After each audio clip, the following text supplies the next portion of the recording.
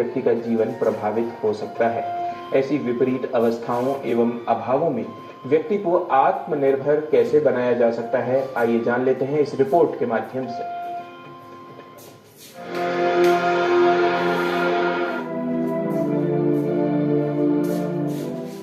दिव्यांगजन जिन्हें शारीरिक व मानसिक रूप से कई तरह की चुनौतियों का सामना करना पड़ता है।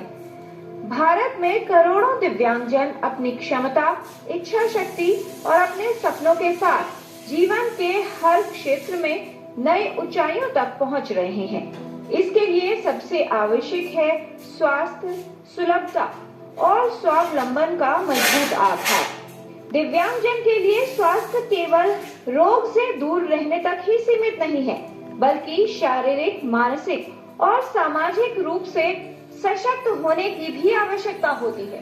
दिव्यांगजन से जुड़े मुद्दों के विषय में जागरूकता बढ़ाने के उद्देश्य से हर वर्ष 3 दिसंबर को मनाया जाता है अंतर्राष्ट्रीय दिव्यांग दिवस।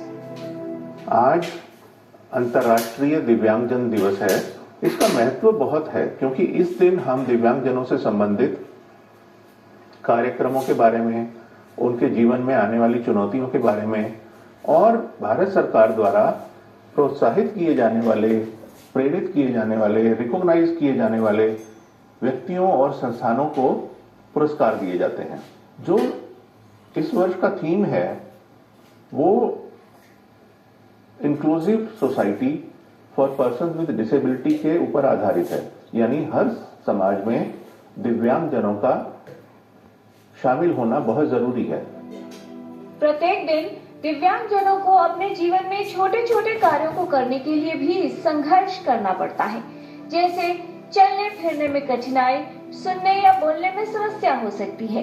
इन सभी की आवश्यकताएं अलग है और उनके अनुसार उनको विशेष रूप से प्रोत्साहन की आवश्यकता होती है। इनकी जरूरतें भले ही अलग हों, पर इनके जीवन में अनगिनत मुश्किलों और समस्याओं के बाद भी इनका साहस किसी से कम नहीं। कई ऐसी अवस्थाएं हैं जिनकी वजह से व्यक्ति का जीवन प्रभावित हो सकता है। किसी दुर्घटना, चोट या रोग के कारण जीवन में समस्या उत्पन्न हो सकती है। जन्मजात विकृति, रीढ़ की हड्डी में चोट लगने से भी व्यक्ति को गंभीर अवस्था का सामना करना पड़ सकता है। भारत सरकार ने कुछ वर्ष पूर्व सुगम्य भारत अभियान चालू किया था, जिसको अंग्रेजी में एक्सेसिबल इंडिया कैंपेन कहते हैं। इसके मुख्यतः 3 पिलर्स हैं, यानी स्तंभ हैं। एक तो है बिल्ट अप एनवायरनमेंट, यानी जो बिल्डिंग है, इमारतें हैं और जहां दिव्यांगजन को अपनी सुविधाएं हासिल करने के लिए जाना होता है।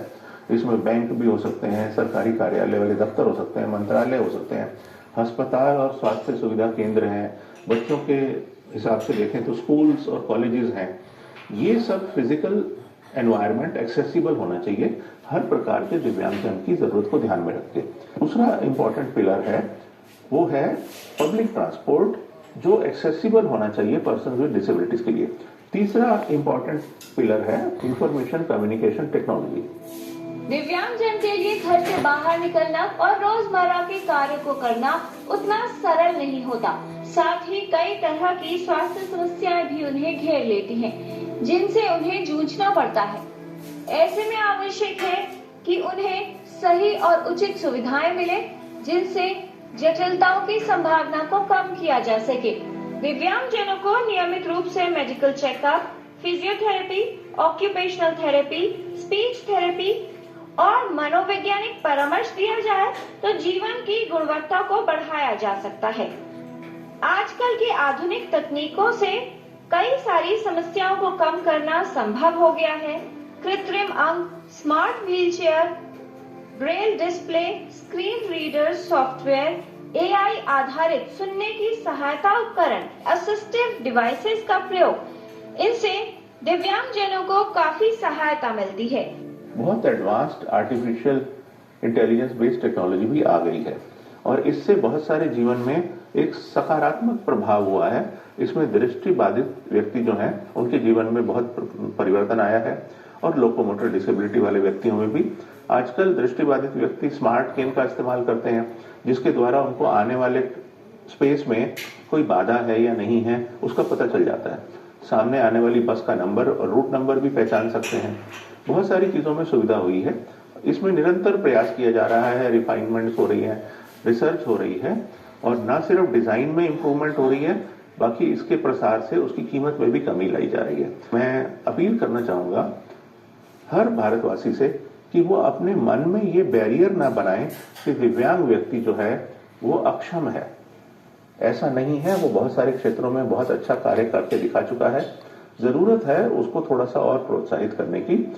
चिकित्सा व्यवस्था और पुनर्स्थापन विभाग के सहयोग से दिव्यांगों की सहायता कर उनमें सकारात्मक बदलाव लाया जा सकता है।